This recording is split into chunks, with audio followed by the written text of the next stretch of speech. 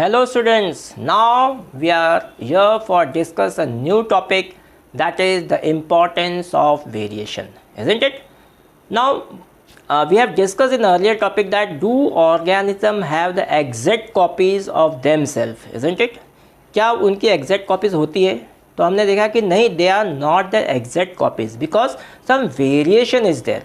If we are talking about the cow, that means it is not an 100% copy of that another one, isn't it? Why? Because some variation is there.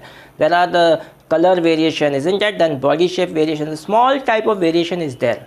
So now in this we are going to discuss the importance of variation. So we are just talking about that the population. If we talk about the population of organism filled well defined in niches. What is this niches called? Niches, isn't it? Niches. Niches means a place where the organism dwells. That means the organism live there. तो उसी को हम niches बोलेंगे. But where they live in, they dwell in the ecosystems, isn't it? In particular ecosystem, there are so many types of ecosystem. The question is, what is the ecosystem? Ecosystem means it is related to our environment, isn't it? In our environment, some various systems are going on in well mannered, and these systems are called as a ecosystem.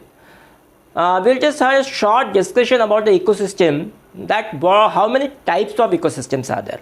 First of all, we'll discuss about the water ecosystem or the aquatic ecosystem.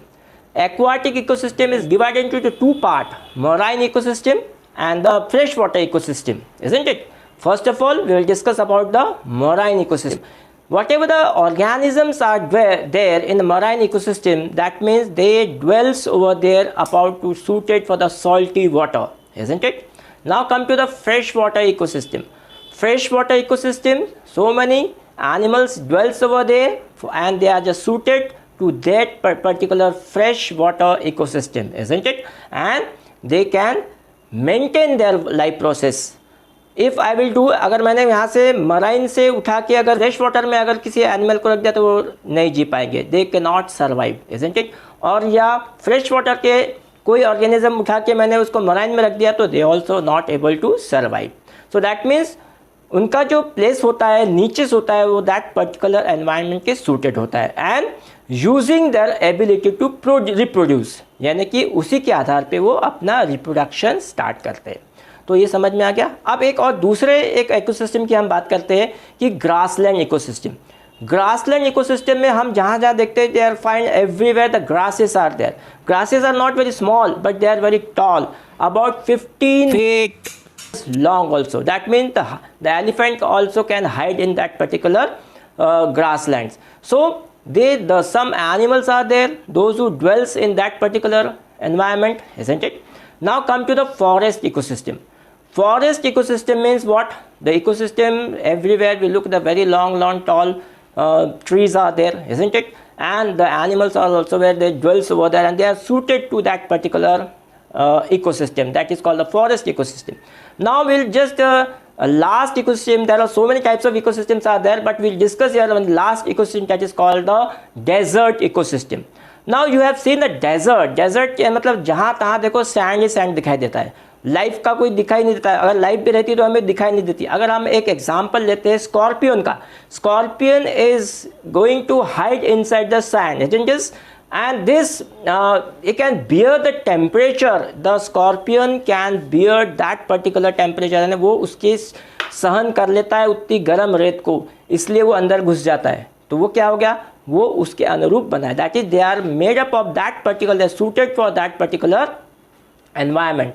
चलो अब एक और बात कर लेते हैं हम, वो होती है कि प्लांट्स की. डेजर्ट के प्लांट हमें कोई बहुत ही डिफरेंट टाइप के प्लांट्स होते हैं, हम जनरली उसको कैक्टस कहते हैं, isn't it? बट कैक्टस अगर हम की बात करेंगे तो उसमें एक मैं स्पीशीज़ की बात करूँगा, एक स्पीशीज़ की जो कि ओपेनशिया कहलाता है. ओपेनशिया के अगर हम देखें तो वहाँ पे ना स्टेम है ना लीव्स है, एक ऐसे गोल गोल जो मैं दिखा रहा हूँ आपको यहाँ पे, इस प्रकार से आप देखिए ये प्लांट है ओपेनशिया. और ओपेनशिया मतलब इसको ना उसमें स्टेम है ना लीव्स है. हाँ, मगर एक बात दिख रही है उसमें कि हम उसके अंदर में leaves are modified into the spines, isn't it? तो इस प्रकार के ये जो होता है, why they are leaves are modified into the spine, because they in the desert they are very scarcity of water is there, इसलिए प्लांट को वाटर को बचा के रखना पड़ता है। अगर वहाँ लीफ रहती है उस प्लांट को तो क्या होता है, ट्रांसपिरेशन हो जाता है, इजंट इट, और ट्रांसपिरेशन हो जाता है मतलब लॉस ऑफ वाटर हो जाता है। एक बात और बताना चाहता हूँ मैं इसमें कि अगर ये ओपनशिया या कैक्टस प्लांट की अगर रूट को हम देखते हैं तो root they goes very deep inside the sand. Why? Because they finding the search of water. अगर हम सैंड के नीचे नीचे जाएंगे कुछ मीटर के नीचे तो वहाँ पे भी हमें मॉइस्चर दिखाई देगा, एक नमी दिखाई देगी। तो वो नमी यानी वाटर तो नहीं रहता पूरा, मगर एक मॉइस्चर रहता है, वो मॉइस्चर से भी वाटर को एब्जॉर्ब करने की कैपेसिटी उस प्लांट में होती है, उस रूट में होती है ओपनशिया के। तो इस प्रकार से हर प्लांट, हर ऑर्गेनिज्म एक एक प्रकार के इकोसिस्टम से जुड़ा हुआ होता है। तो चलो ये हो गया, हमने बहुत सारे पॉपुलेशन और बहुत सारे इकोसिस्टम की बात कर ली है। अब चलते हैं कि हम डीएनए के पर आते हैं। The consistency of the DNA कॉपिंग during the reproduction is important, यानी कि कंसिस्टेंसी ऑफ डीएनए कॉपिंग बहुत ही इंपॉर्टेंट होती है रिप्रोडक्शन के वक्त। क्यों होती है? For the maintenance of the body design, isn't it.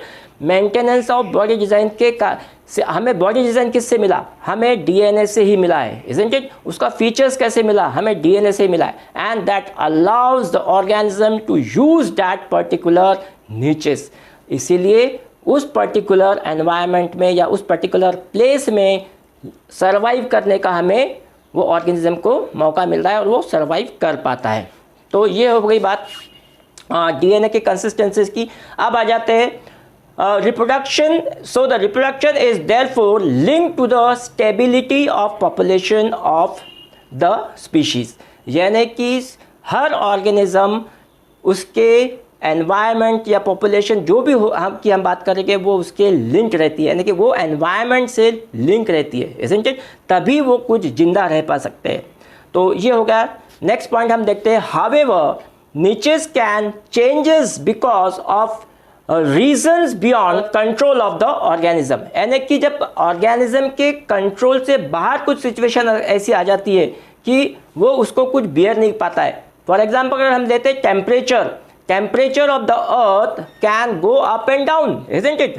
कभी कहीं ज़्यादा हो जाता है टेम्परेचर, कभी कम हो जाता है। तो इस प्रकार के एनवायरनमेंट में भी कुछ ऑर्गेनिज्म जिंदा रह पाते, लेकिन कुछ तो मर ही जाते। क्यों मर जाते? Because they are not able to, they have no any resistance power in that. एक दूसरा एग्जांपल लेते हैं कि अर्थ में वाटर लेवल्स बढ़ते कम अप एंड डाउन होते रहते। और एक एग्जांपल अगर हम देखते हैं कि कहीं यूनिवर्स से कहीं कोई मीटेओराइट्स हिट्स होते रहते। वो मीटेओराइट्स कैसे आते हैं? जैसे ही वो हमारे एटमॉस्फेयर में के कट टच में आते हैं, they just catches the fire and they fall over the earth. वहाँ पे रहने वाले प्राणी भी उस मीटेओराइट से मर सकते हैं। अगर मीटेओराइट बहुत बड़ा होता है, कई किलोमीटर बड़ा होता है, तो बहुत सारे स्पीशीज़ के मरने की संभावना हो जाती है। तो ये हो गया बॉडी टेम्परेचर या अर्थ के टेम्परेचर या वाटर लेवल के बारे में, इजंट इट। तो ऐसे ऑर्गेनिज्म बहुत हो सकते हैं जो, लेकिन एक बात और यहाँ पे ध्यान देने वाली बात, if the population of the reproducing organism were suited to the particular niches, यानी कि उस ऑर्गेनिज्म ने उस पर्टिकुलर एनवायरनमेंट को सूट कर लिया है, इजंट इट। किस लिए किया? For reproducing them self and it's niches, यानी कि वो प्लेसेस में जहाँ पे भी वो रह रहा है उसकी प्लेसेस में वो सूट कर लिया है। एंड दे वर ड्रास्टिकल, दे वर, कुछ होते कि ड्रास्टिक एनवायरनमेंट चेंज हो जाते हैं, अल्टर्ड हो जाता है एनवायरनमेंट, तो कुछ ऑर्गेनिजम्स वहाँ पे जिंदा नहीं रह पाते, कुछ सूट नहीं कर पाते। अब ये क्यों सूट नहीं कर पाते? Because of their they do not have the resistance power in them, isn't it? And however, some variations will be present if a few individuals of these populations would be chance of for them to survive, यानी कि कुछ ही population को वहाँ पे survive होने के chances नज़र आते और कुछ मर जाते। अब जो जिंदे बचे रहते उसका क्या? जो मतलब कि जो जिंदे हैं, those who are alive, that means they have the resistance power to bear that particular type of environment, say whatever the temperature, the water or any other drastical changes can be made over there. Okay, so thus is the population of the bacteria. अगर हम एक bacteria का example लेते, the population of the bacteria live in the temperate water and if the water temperature were to be increase, isn't it? अगर किसी कारण वहाँ का टेम्परेचर वाटर का इंक्रीज हो जाता है तो क्या हो जाएगा? और say for example that by the global warming if the water temperature increase, what happened to those bacteria? Most of the bacteria would die, isn't it? बहुत सारे बैक्टीरिया डाई हो जाएंगे. क्यों डाई हो जाएंगे? Because they are not able to resist this particular type of the temperature, and some of them they will resist. Why? Because they can survive, they have the resistance power in them to bear that particular temperature, isn't it? Now and grow further for the survival, and फिर वो आगे की generation बढ़ाने के लिए survival for the fittest हम बात के सर्वाइवल हो जाते हैं, और इसी को हम बोलते हैं कि स्पीशीज आगे बढ़ पाती है. And this is how about you know understand very well about that why the variation is important. हम जितने भी अभी एग्जाम्पल्स लिया है इसके अंदर में why the variation is very important because they have some जो भी सिचुएशन होती है by the environmental factors बोलो या तो जेनेटिकल फैक्टर्स बोलो, उस कहीं ना कहीं से वेरिएशन होना ही है और वो होता ही है. हर ऑर्गेनिजम्स में हमें ये वेरिएशन देखने को मिलता है. So here students we have completed the topic, the importance of the variation. In the next session we will see the next that modes of reproduction, isn't it? So thank you, goodbye.